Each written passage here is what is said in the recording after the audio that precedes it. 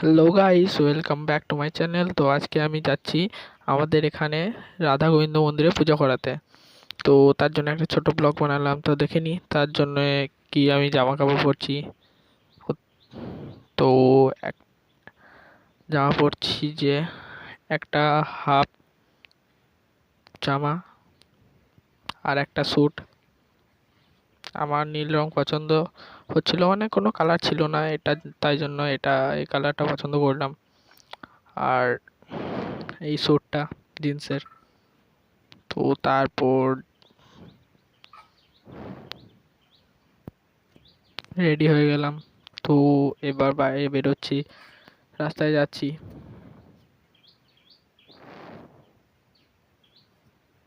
রাস্তাতে যেতে যেতে দেখলাম খুব সুন্দর এক আলো বেরিয়েছে।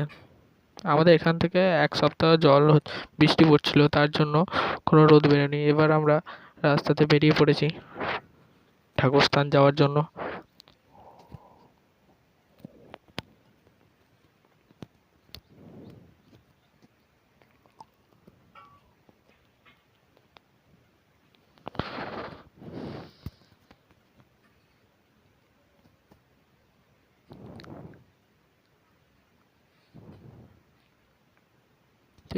চলে টোটো ধরে ফেললাম, টোটো ধরে যাচ্ছি এখন সাঁইথিয়া।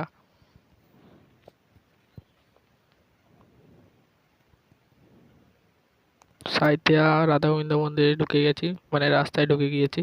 চলে এলাম, পাশেই আছে রাধা গোবিন্দ মন্দির, এই যে ডান সাইডে। এখন রাস্তাতেই যাচ্ছি, এখন ডান সাইডে আছে, পাশেই আছে, এই যে এইখানটাতে।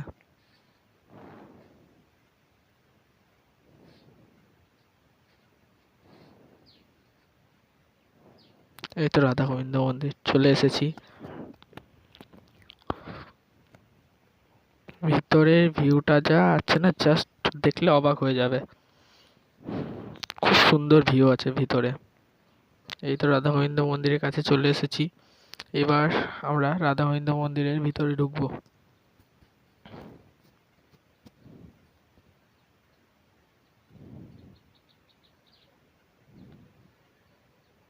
তো বাইরে থেকে দেখলাম যে বাইরের ভিউটা খুব সুন্দর, তার জন্য বাইরে থেকে একটু ভিডিও করে নিলাম। এবার আমরা ভিতরে ঢুকতে চলেছি, গেটের সামনেই দাঁড়িয়ে আছি। এই যে গেট।